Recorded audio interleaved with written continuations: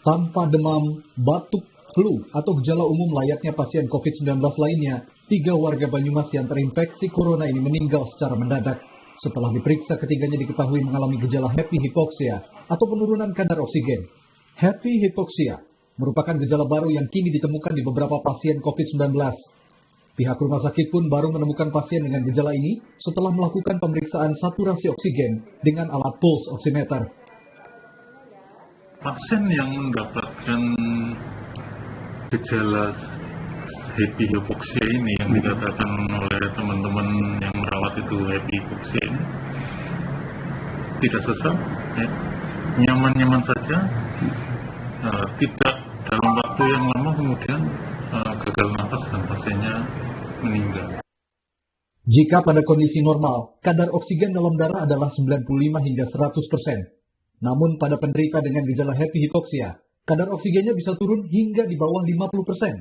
Gejala ini sering menipu karena pasien masih terlihat baik-baik saja dan masih dapat beraktivitas. Padahal, sebenarnya pasien sedang mengalami penurunan kadar oksigen dalam darah. Namun lambat laun kondisi pasien bisa semakin memburuk karena kadar oksigen sudah semakin anjlok. Bahkan nyawa pasien pun terancam jika tidak segera ditangani. Sejauh ini pemerintah belum merespons adanya fenomena penderita COVID-19 dengan gejala happy hypoxia. Namun pemerintah pun mengklaim kasus aktif dan kasus sembuh COVID-19 di Indonesia sudah di bawah rata-rata dunia. Kasus aktif Indonesia sudah di bawah rata-rata dunia karena rata-rata dunia adalah 27,24%, sedangkan untuk jumlah kasus sembuh tadi Indonesia 72,8%, sedangkan kasus sembuh di dunia adalah 69,34%, jadi di atas rata-rata dunia. Per hari ini, penambahan kasus positif COVID-19 di Indonesia berdasarkan data dari situs Kementerian Kesehatan ada 3.308 orang. Angka ini adalah rekor tertinggi penambahan kasus positif COVID-19 sejak kasus corona pertama kali diumumkan di Indonesia. Tim Liputan, Kompas TV. Lalu apa yang paling harus diwaspadai dari gejala baru COVID-19 yang disebut happy hypoxia atau penurunan kadar oksigen dalam darah? Kami akan bahas hal ini bersama Ketua Umum Perhimpunan Dokter Paru Indonesia, Agus Dwi Susanto. Selamat malam, Pak Agus. Selamat malam, Mbak. Pak Agus sehat ya? Alhamdulillah. Ada pula epidemiolog dari Universitas Indonesia, Tri Yunis Miko. Pak Miko, selamat malam. Selamat malam, Mbak Sofi. Pak Miko, saya ke Pak Agus dulu ya. Pak Agus, selamat malam Pak Agus. Jadi sebenarnya happy hypoxia itu apa Pak Agus? Jadi ini adalah fenomena yang sekarang memang lagi diperbincangkan kan ya. Jadi sebenarnya kalau sejak kasus hypoxia ini lagi ramai, masyarakat mesti paham bahwa kondisi hipoksemia itu bisa muncul bukan hanya pada kasus COVID-19 ya. Hampir semua penyakit paru dan penyakit jantung dan pembuluh darah umumnya nanti akan menyebabkan terjadinya gangguan pada oksigenasi tubuh yang disebut sebagai hipoksemia. Hanya saja pada kasus-kasus tersebut, pasien itu akan merasa sesak napas, napas berat, lemah, kemudian sakit kepala karena kondisi hipoksia yang terjadi. Ya, karena kadar oksigen ini anjlok ya? Ya, kadar oksigen. Nah, definisi hipoksemia adalah suatu kondisi di mana saturasi oksigen di bawah 94% ya. Ya. Sedangkan kandungan oksigen itu namanya PO2 itu di bawah 80%, tapi kalau saturasi oksigen di bawah 94%. Nah, kondisi ini secara umum kalau orang mengalami hipoksemia dengan berbagai penyakit paru maupun jantung atau penyakit lainnya, biasanya akan menimbulkan keluhan. Dari yang ringan seperti sakit kepala, lemah, letih, lesu, sampai yang berat adalah sesak napas maupun asam berat. Nah, yang ini tidak terjadi pada kasus COVID-19. Nah, fenomena ini sebenarnya sudah ditemukan sejak COVID-19 itu muncul pertama kali di Wuhan. Ya. Di sana dilaporkan pada pasien-pasien 1.000 kasus yang dilaporkan pertama kali, ada fenomena pasien itu kok yang mengalami sesak napas hanya sedikit ya, sekitar 18,7% laporannya dari 1.000 kasus tersebut. Padahal ternyata yang mengalami hipoksemia itu ada sekitar 40-50%. Yang mengalami kelainan di paru dari CT scan ada hampir 50%. Oke. Artinya ada suatu kondisi pasien tidak merasa sesak tetapi mengalami hipoksemia, sehingga diperkenalkan istilahnya happy hipoksemia. Nah, yang saat ini lagi ramai di Indonesia.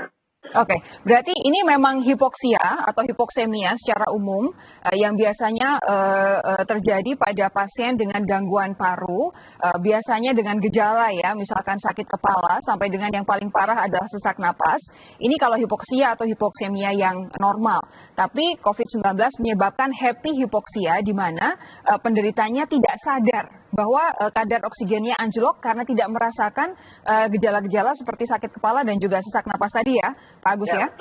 Betul seperti itu. Oke, tapi begini Pak, kalau misalkan boleh kami diberi pencerahan begitu, kok bisa ada seseorang mengalami saturasi darah yang saturasi oksigen yang turun, kadar oksigennya anjlok begitu, tapi kok tidak merasakan gejala sama sekali? Jadi sebenarnya kita itu sudah diciptakan oleh Yang Maha Kuasa, ada mekanisme tubuh ketika oksigen dalam darah itu turun, ada suatu reseptor itu akan memberikan respon kepada sistem saraf pusat kita untuk memberikan suatu respon apabila oksigen dalam darah itu turun.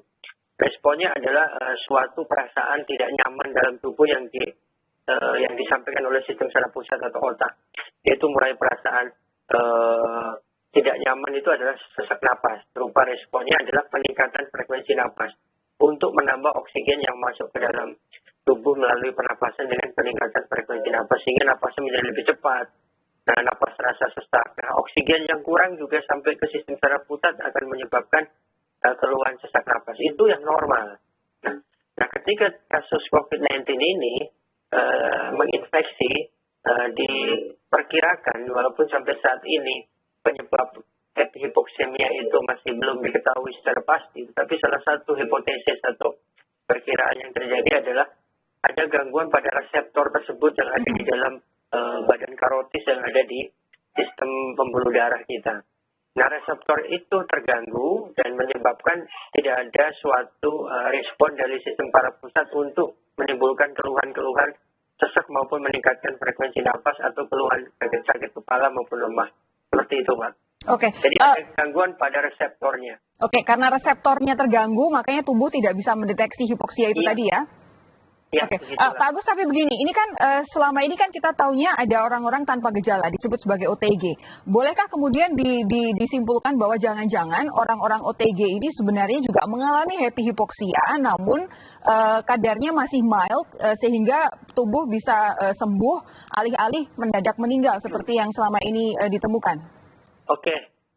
Memang kita data di Indonesia tuh belum ada ya, Mbak. Berapa persen sih orang tanpa gejala itu yang sebenarnya sudah mengalami gangguan pada paru dan menimbulkan hipoksemia ya. Tetapi kita mesti sadar betul bahwa COVID-19 itu gradingnya ada 5 derajatnya ya. 1 tanpa gejala, 2 ringan, itu gejalanya cuma batuk pilek, sedang itu ada pneumonia atau radang paru, berat itu ada radang paru disertai hipoksemia, dan kritis itu sudah terjadi kegagalan pernapasan dan gagal organ.